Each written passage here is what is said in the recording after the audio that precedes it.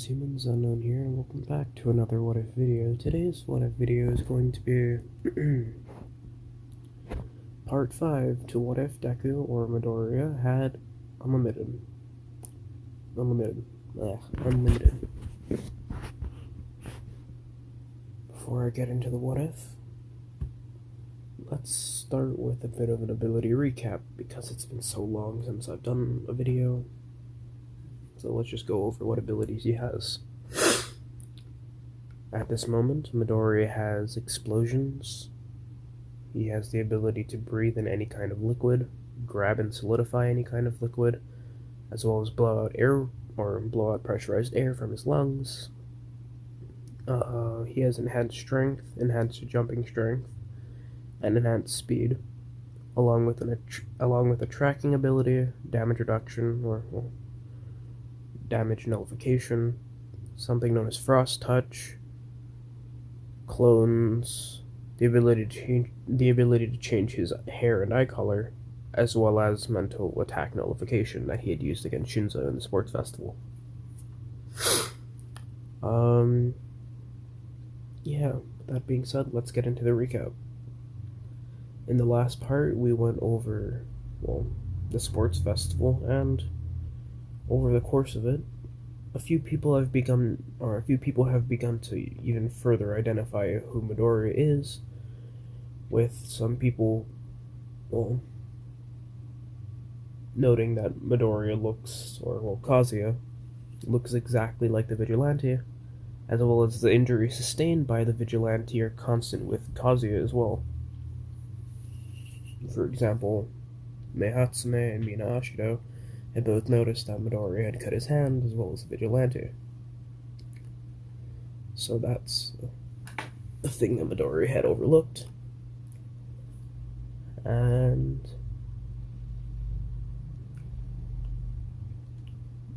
what's her face? Mei Hatsume has been doing more and more research into, Midoriya himself, Kazuya, as well as the Vigilante, and she begins seeing more and more similarities between the two. The sports festival goes on, and after Midoriya beats Shinzo, he tells him to meet him somewhere, as well as Midoriya, and then afterwards, Midoriya had heard about Ida's situation. But after that, he goes to the designated place that he had told to meet Shinzo, and that's when Midoriya reveals his identity to Shinzo, that being the Vigilante Deku. But the difference is that now everybody knows that Midoriya is the Vigilante, because someone from his school had noticed the similarities between Kazuya, and then the similarities with Kazuya made the kid on the news feel as though that he was familiar. So he went to go look in his old yearbooks and noticed that the kid looks exactly like Midoriya, Izuku Midoriya. And some more research proved that Izuku Midoriya had looked strikingly similarly to the Vigilante. So yeah.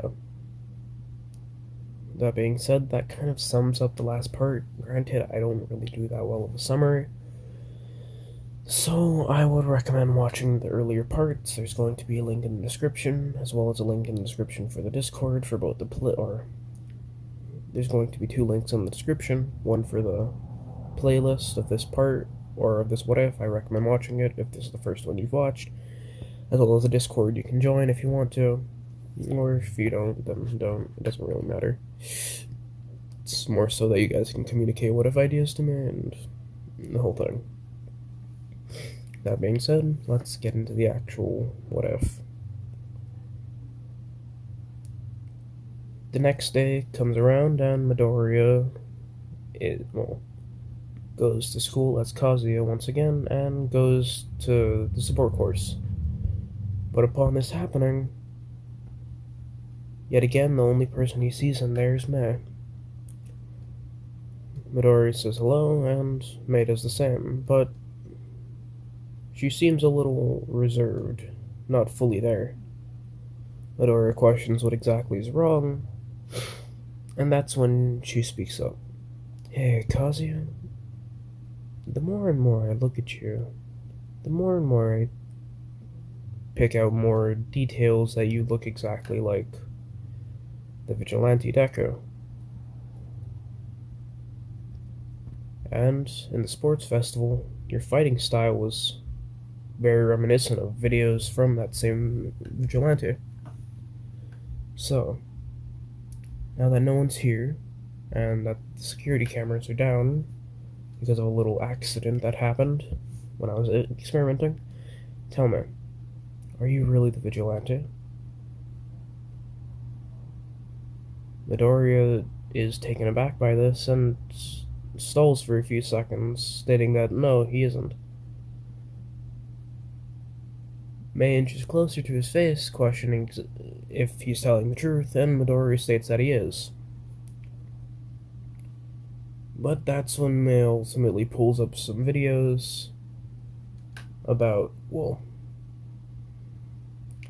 him grabbing onto Shinzo with someone masked behind him and jumping up to the rooftop of a building.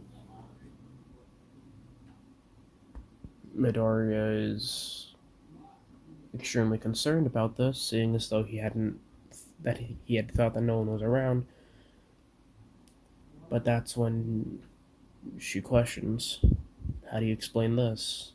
You guys have barely known each other before this point, so why exactly did you take him up there? And who was that person following you? Midori doesn't know how to answer as he's getting drilled by more and more questions, but that's when Setsuna comes in, also waiting to get new augments on her gear, immediately speaking up. Oh, hey Kazuya, how are you doing? Oh, is teacher not here?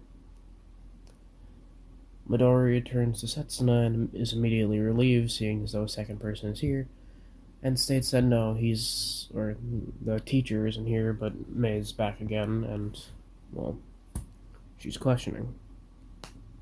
I mean, he's just asking for some gear being made. Mei backs off slightly, but that's when she immediately sees how relieved Midoriya was, and immediately begins asking another question. Alright. You, Setsuna, do you know anything about the vigilante? Immediately after this, Setsuna is taken aback, and so is Midoriya. Both of them extremely shocked, and they don't know how to respond. Both Midoriya and Setsuna are stuttering, not knowing exactly how to answer, but that's when Mei continues her onslaught of questions. This onslaught of questions continues, and Midoriya and Setsuna look at each other, and they both sigh. Mei, if we tell you what we know, do you promise not to say anything as long as it pertains to us and keeping our identity safe? Mei looks intrigued, checks around to see that nobody's listening in, and nods her head. Immediately upon hearing this, Midori inhales and then exhales extremely sharply and begins to speak up. Alright. Now be aware, you promised that you would not say anything. And I'm sure you've already figured this out, but yes, I am the vigilante. Upon hearing this, Mei dropped the thing from her hand, or dropped the tool that she was using in her hand, to the floor and stands there, shocked. Midori waves his hand in front of her face and asks if she's alright, getting little to no reaction. Midori turns over to Setsuna, and Setsuna shrugs, not knowing what exactly to do. But that's when Mei speaks up again, this time in what seems like a nearly or seems like a held back whisper. Hey, you're the vigilante? You're serious? Midoriya nods and immediately states that yes, his name is Izuku Midoriya, and he is the vigilante. Mei looks dumbfounded, but ultimately doesn't believe him, but that's when Midoriya changes his eye color and his hair color back to what it originally is. On seeing this, she's shocked, and doesn't know how to respond. Midoriya asks if she's alright, but that's when she just stands there and nods, stating that she is alright, but is still extremely shocked by the fact that he is the vigilante. Midoriya states that that's to be expected, and he isn't shocked about it at all that someone's surprised. But that's when she immediately speaks up. So, why'd you feel as though you could tell me this, and why do you trust me? Midoriya thinks about this for a second and immediately speaks up. Well, to tell you the truth, I had been planning to tell you, but I didn't know exactly when or where. But, seeing as though you had drilled both me and Setsuna about the questions, then I had decided that there would be no other better place to do it. And the reason I had wanted to tell you is because I wanted to recruit you. And I'm willing to do so, still to this point, but there will be a few things that I'll need to change about the traditional recruitment, seeing as though someone had already gotten video of, well, this whole thing going on, especially with me taking Shinzo up. So, yeah, looks like I'll have to do a little bit of searching for a new area I can do this in.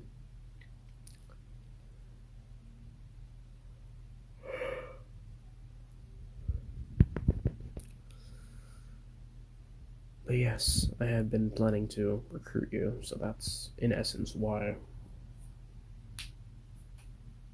I did this.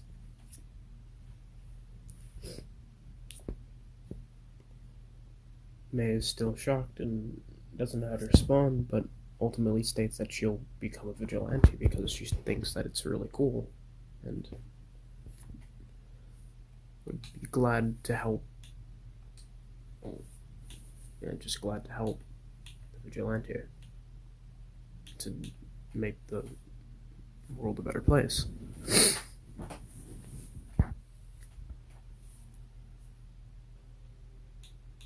Midori understands, and that's when he changes his hair back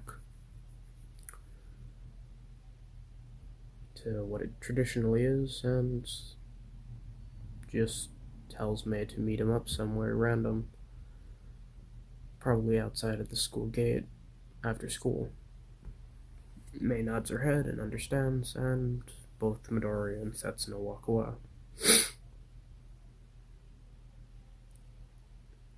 Little did they know that someone had heard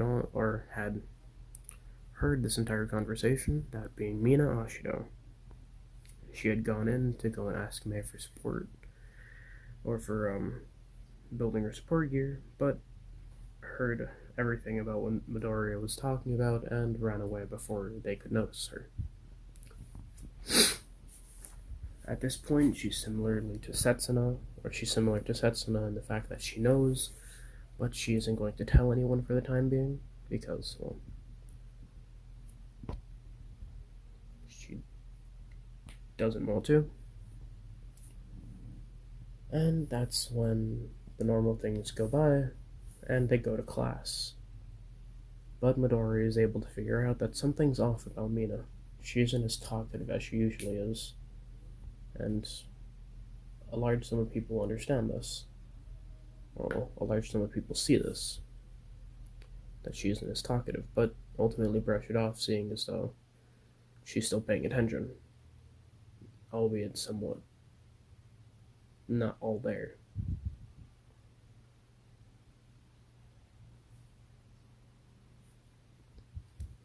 As the time continues on in the class, Aizawa begins speaking up about the internships and about all the people who got in and all the different kinds of things like that.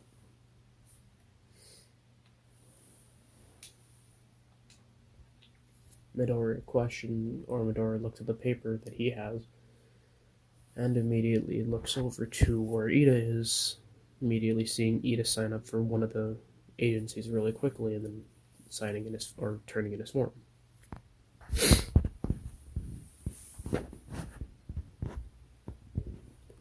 Midoriya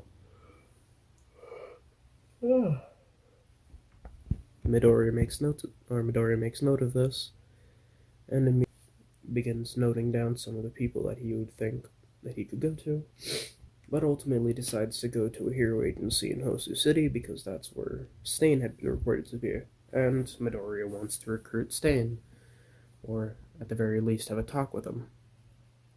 So that's what Midoriya does. He writes down an agency in Hosu and turns in his form.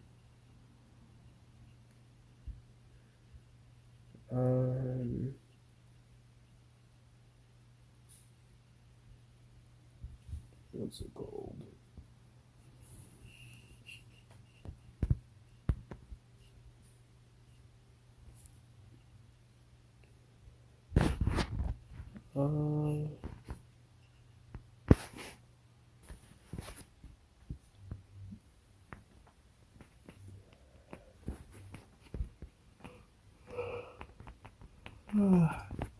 Jeez.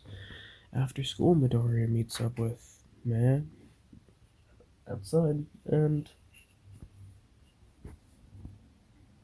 they walk together. Midoriya asking her a few questions as they walk.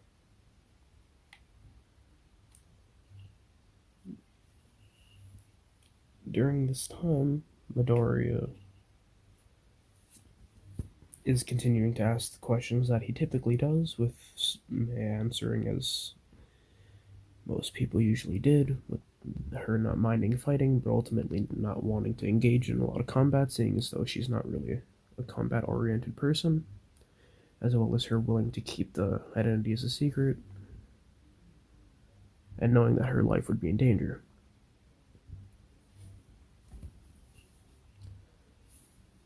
As she's answering these questions, Midoriya wishes that he could be able to grab the bag that he has at home,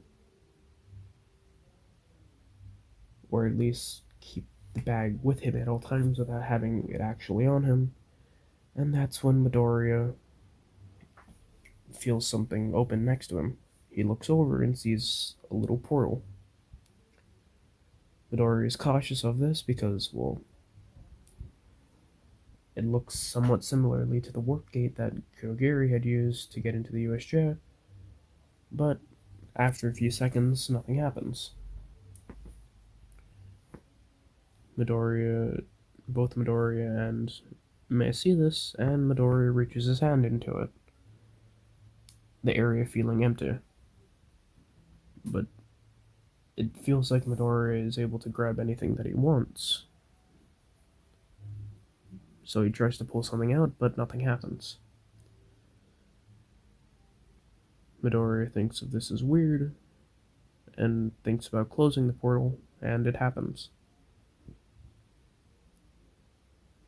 Midoriya then tries to do it again, but this time thinks of his bag, and immediately a portal opens up, and this time it's not purple, but rather just has a purple lining, instead of just an entirely purple area, and he can see his room. The apartment that he had rented anyway, because, well, he's not living in the orphanage anymore, seeing as though his identity has been figured out as a vigilante. But Midoriya is, well, seeing his room, and he reaches through, grabbing onto the bag that he had labeled for Mei, and pulling it back through the portal. Mei is confused at this, questioning what exactly Midori did, and Midori himself doesn't really know. But in a moment of trying to figure out what his ability is, he opens up the purple portal again and puts it inside. Midori then walks a few feet to the side and opens it again, noticing that the purple bag is still in there, or noticing that Mei's bag is still in the purple area. As Mei sees this, she begins to think and deduces that Midori has the ability to open up pocket dimensions and essentially store what he needs to in there, but it doesn't look like it's too big, so he can't store large things inside. Or, at the moment, he can't store large things inside, and she's unsure as to how living life will react in there.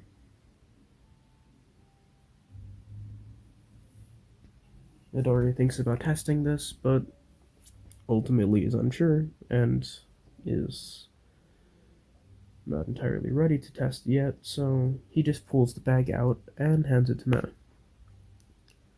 Mei questions what this is, and that's when Midori states that it's her vigilante uniform.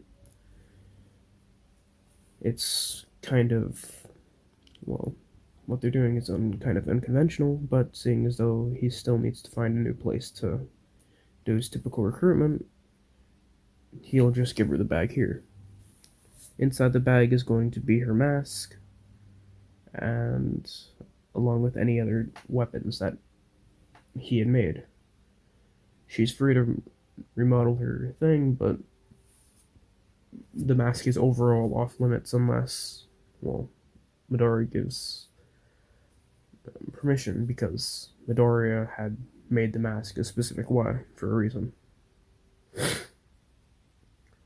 Mei is thankful and immediately questions how Midori had done all this, and Midori just states that he built it himself.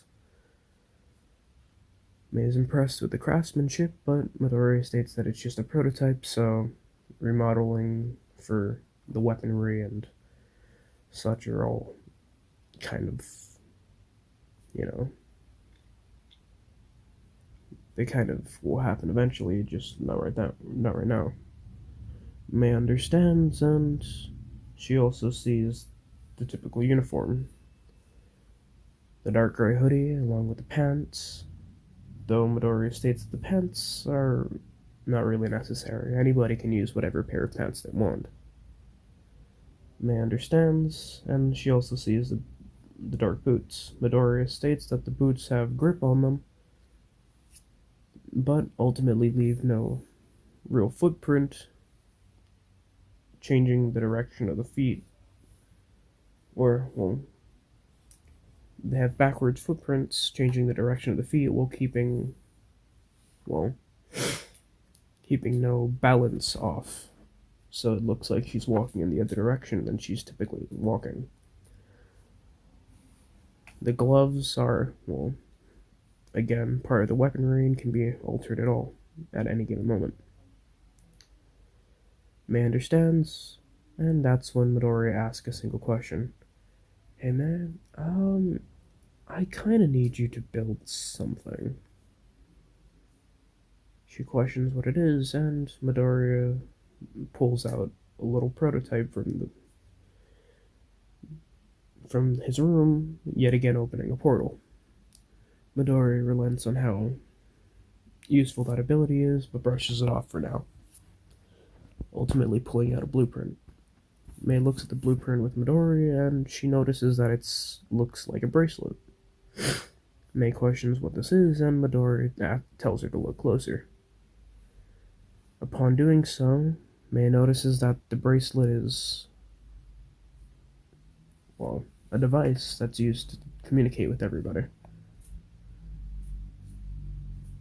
It's a device that links up to, or it's a device that you can pull out an earbud of and put it into your ear, allowing you to communicate with any of the core or to any of the people in the group, as well as the signal flare, or as well as the signal messaging that you can be used for just in case emergencies. Mei sees this and is extremely surprised about, being able to fit all of this inside, but Midori has a little prototype that he's able to use right now, but he's unsure as to how effective it would be pulling or grabbing the prototype as well. Midori hands it to Mei and states that she can do whatever she wants with it, but as long as she can make a few of them. Mei understands and keeps the blueprint with her, along with the prototype, and that's when Midori waves off and they split ways. Midori, Setsuna, and Shinzo all continue their patrol, and Midori states that he had recruited a new person, telling this to Shinzo. Shinzo questions what exactly he's talking about, but Midori states that he had recruited a new person to the Vigilante Corps. Shinzo asks who it is, and Midori states that he can't say the name, but they're going under the alias of the Iron Fox. Shinzo understands and continues with the vigilante work. As they continue to gather more information on Stain and where he possibly could be.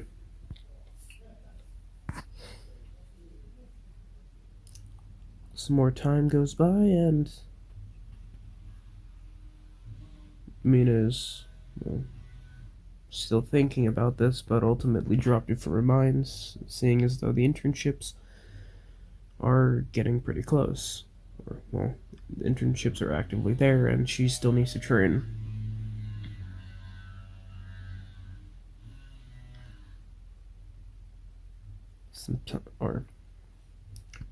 Midori does his typical internship work and stays in communication with both. Okay. Or instead of both, with all of the current members of the Vigilante Corps. And Midoriya questions exactly what to be doing at the internship. But that's when he hears something outside.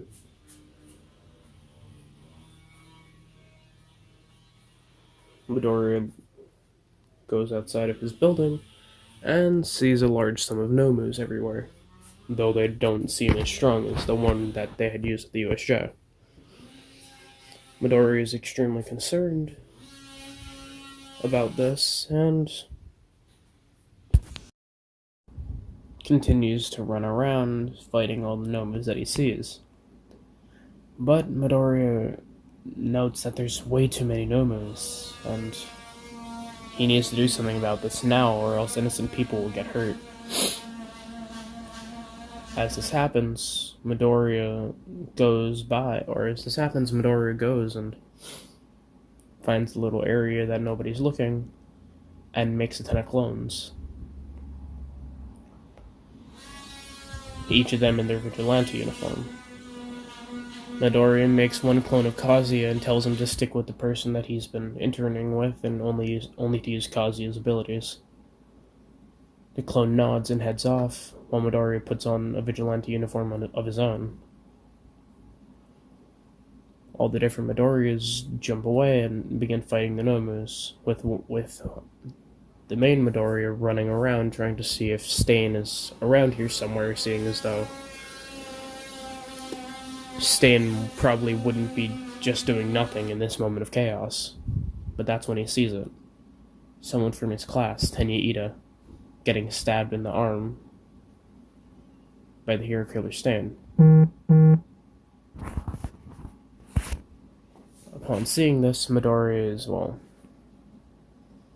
worried for Ida's safety, and while he would enjoy Ida getting,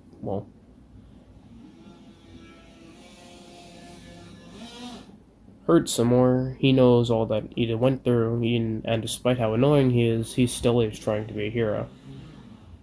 So, Midoriya runs by and knees the hero killer Stain off of him. As this happens, Midoriya tells him to stand up, or well, the vigilante tells Ida to stand up and get out of here, but that's when Ida states out he would if he could, but he can't, and anyway, it's not the vigilante's battle to fight, it's his.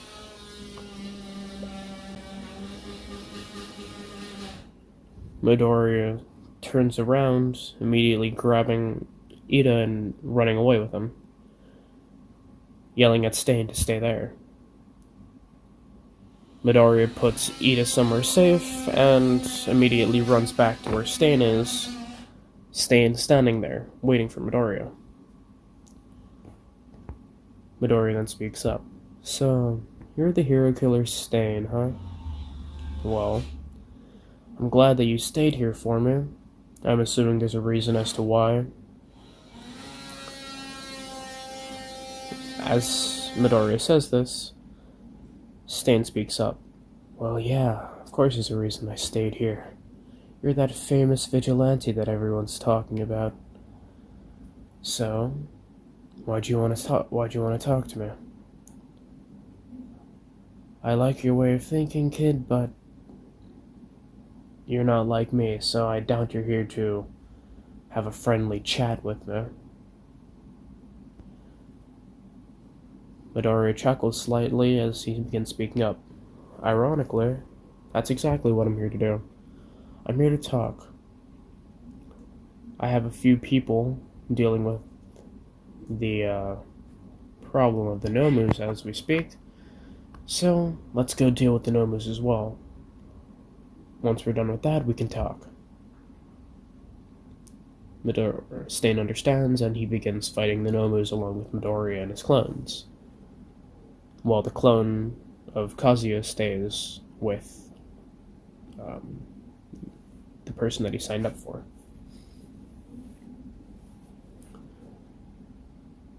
Time passes, and they come across Ida, who is just now getting up. Midoriya tells Ida to continue sitting back down as Stain stands there, and that's when Ida begins to charge at Stain, Midoriya blocking the hit and immediately pinning Ida to the floor. As Midoriya speaks up. So, you're the famous Tenya Ida, Quirk Engine. You attend UA in the class of 1A. Your hero name, I'm guessing, is planning to be Ingenium. Just like your brother, right? Ida then speaks up. Don't you dare talk about my brother. You don't know anything about him. Midoriya then speaks up. Oh, on the contrary, Tenya Ida. I know a decent amount about your brother. But that's not what I'm here for. I'm here to ask why exactly you're here to attack or even kill Stain. Upon hearing this, Ida begins speaking up. It's because of what Stain did to my brother. He did things that can't be reversed. My brother can't move anymore. He's paralyzed from the waist down, which means that my brother is no longer able to be a hero, and he was a great hero at that. Stain is going to begin a counter argument, but that's when Midoriya speaks up. No, Stain, he has a point. Ingenium did a lot of good things, and the good far outweighs the bad. He's not worth attacking, or killing, or even harming in any way. He's for people like us helping. He's for the vigilantes. He's going to likely help us. Or he would have likely been a good person to be around. He's a good hero, from what I know at least. And I know a lot. I do a lot of research before I engage in a lot of these fights. And Ingenium, this kid's brother, he was one of the good ones. Stain doesn't want to believe it, but Midoriya states that it's true. As Midoriya continues talking. Despite that fact, Tenya Ida, you realize that what you're doing isn't very hero-like, right? Think to yourself, would your brother like to see you like this? Would your brother like to see you engaging in revenge? Ida then speaks up. It doesn't matter what I do as long as I get my revenge. Midoriya then speaks. Really? It doesn't matter what you do? So tell me, if you did kill a person here, what makes you any better than him? What makes you any better than Stan? Ida then speaks up. It's because... it doesn't matter, I need to get revenge somehow. Midoriya then speaks up yet again. It doesn't seem like you're understanding, Ida. You're on a path of revenge, and you're not even beginning to think or fathom the consequences that could be happening. You need to know exactly what you're doing is wrong. If you can't understand that, then I recommend not being a hero, because, well, it should be self-explanatory. Ida quiets down and continues thinking about it. Midoriya states that he'll take care of Stain for now, and for Ida to stay safe and make good decisions from now on. As he jumps off with Stain following. Stain and Midoriya stand on a roof, and that's when Midoriya speaks up. So, Stain, let's just say I have a proposition for you. Stain questions what this is, and Midoriya states, well, my proposition is for you to become a vigilante with me. But I do have a few rules to set in place. Do you understand? Stain listens and ultimately thinks, alright, I'll listen to your requirements. Or, guidelines at least. Midoriya lists a few things that Stain is unable to do, in which killing is one of them. Stain is unsure about how he's going to, be with Midoriya, or Stain is unsure as to how he feels about not killing these fake heroes and just beating them up. And Midoriya states that he doesn't have to make his decision now, but just remember that I will be watching, and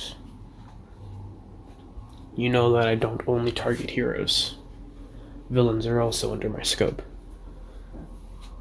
And even vigilantes. So, just be aware.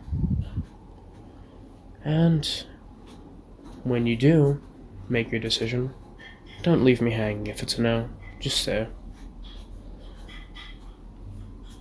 Until that point, take this. In which Midoriya hands Stain a little watch. Stain asks what this is for, and Midoriya speaks up. Well, this little this little watch, or wristband, and thing, I don't know what to call it yet, is for me to get into communication with you, and for you to get into communication with me. Each one of the people of my group of the Vigilante Corps has one, but I had rigged this one to where you can only communicate with me, and I can communicate with you, that's about it. I'll unlock the rest of the features when you either join, or when I give the watch to somebody else. You can contact me at any time with this, but make sure it's not during school hours, because let's just say I'm not going to be able to respond during those times. Understood? Stain nods his head. And don't think that you can hide from me, Stain. Like I said before, I target both heroes, I target all heroes, villains, and vigilantes. If they don't abide by proper moral compass, then I'm here to intervene. And don't think you can hide just by changing your identity. I know them all. Stain, Stendhal, Chizome Akugumo. You can't hide from me. My web of knowledge reaches far and wide. So a simple name change, or simple plastic surgery to make you look different, won't alter anything. So, just so you know. I hope you make the right decision, Stain. With that said, Midoriya jumps off, leaving Stain to his own devices.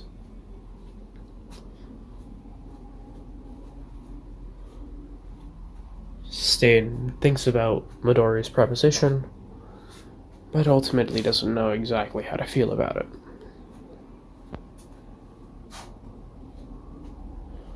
And ever since then, ever since that point, Stain isn't killing anyone. He's just beating them up.